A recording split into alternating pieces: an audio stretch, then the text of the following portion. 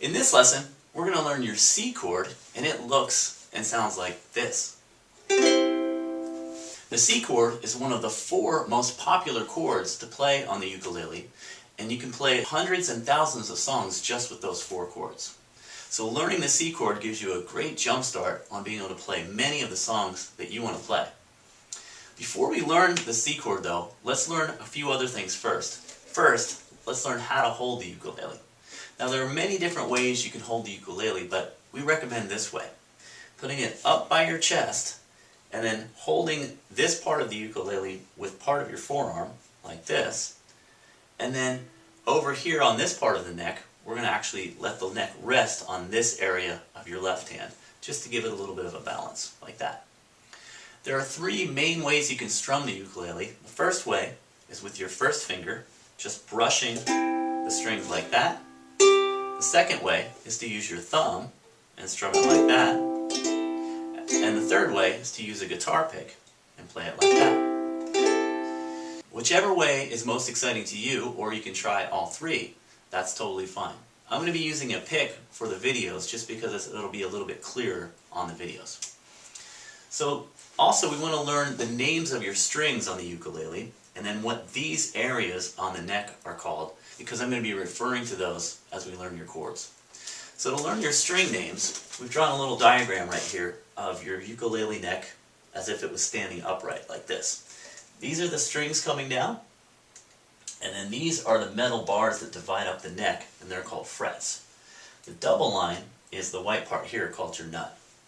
So each of the strings is given a letter name that just lets you know what note that is if you play it with no fingers on it.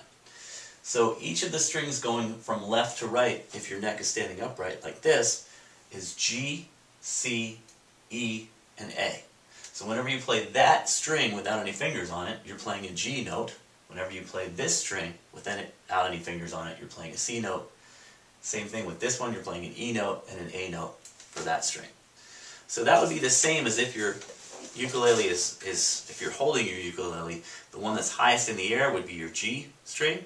This would be your C, your A, and your E string closest to the ground. So to remember the names of those, you can remember this phrase: good cats eat apples. The very first letter of each of those words helps you to remember the letter names of your strings. So good cats eat apples will help you to remember that each string moving this way from left to right, or from highest in the air to closest to the ground, is G, C, E, and A. So on your ukulele that would be good cats eat apples, or G, C, E, A. So these metal bars that divide up the neck are called frets, and we don't actually play on the frets, we play in between them. So this area right here before the first fret, we actually call that playing at the first fret. So whenever you play on any of these strings right in that area, it's called playing at the first fret. Moving over to here, this would be playing at the 2nd fret, and this would be at the 3rd fret. So I'll be referring to those areas as well. So to learn the C chord, any of your chords are just different places you're going to hold different fingers on the fretboard to create different sounds. So you'll notice the C chord has one sound. If I play here, that's another chord and that has a different sound. That's a different sound. And that's a different sound. Those are all different chords because I'm moving my fingers to different places, different strings, and different frets to create different sounds. So how many chords do you think are in most songs? Well, if you guessed 4 on average, most songs have on average about 4 chords. Some songs have less and some songs have more, but on average there are about 4 chords in each song. So to play a song, you're simply going to move to about 4 different places on the neck in that song. So the C chord we're going to give a letter name to, and we're also going to be giving numbers to your chords as we learn them. So we're going to call this one the C chord as its letter name, and we're also going to give it the number 1 when the C chord is played in the major keys. Because when the C is in the major keys, it's the number 1 chord. So we're going to think of it as your C chord and your number 1 chord in the major keys.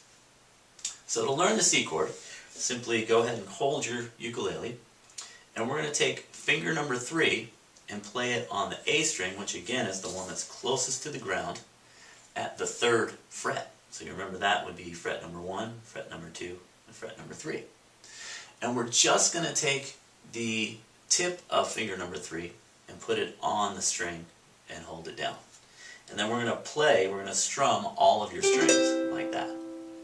So that's how you play the C chord. One more time, if we're going to take our hand away, we take our 3rd finger and put it on the A string at the 3rd fret. And just use the very tip and strum all the strings. So if you learn the guitar later, or if you're learning the guitar now, one of the differences in how you hold it with your left hand is that with the guitar, we're actually going to leave a space between the fretboard and your hand. We're not going to actually let the neck rest on your hand like we do it with the ukulele. So just if you plan to switch over later, just remember that.